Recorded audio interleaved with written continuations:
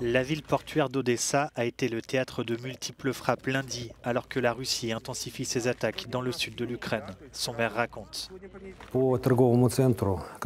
Ils ont frappé un centre commercial très apprécié des habitants d'Odessa.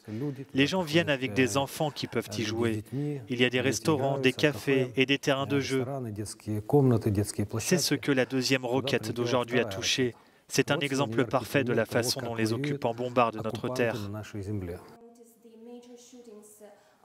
Le maire d'Odessa accuse la Russie de bombarder sans discernement des zones civiles.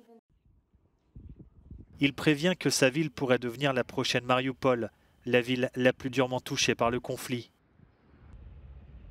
Nous disons souvent que nous ne vivons pas à Odessa. Odessa vit en nous. Et je veux remercier tous les civils d'Odessa pour leur courage. Ce sont des héros. Parmi les héros d'Odessa, Daniel Salem, acteur et présentateur de télévision, devenu volontaire de la garde nationale. Il nous a emmenés lundi voir une autre zone touchée par un missile russe. Ici, une mère et son enfant de 3 mois ont été tués le mois dernier.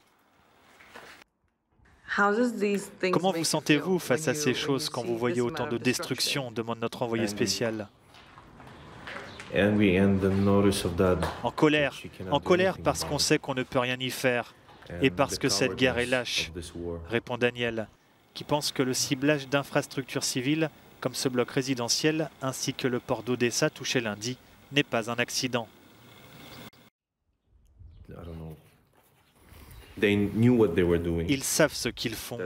C'est ce qu'il y a de plus horrible. Les gens disent qu'ils ne font que suivre les ordres. Non, ils savent très bien ce qu'ils font.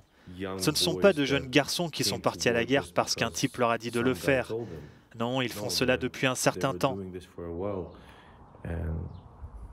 Ce qu'ils ont fait est horrible. Et ils vont continuer, selon Daniel, qui se prépare avec ses camarades à une longue guerre.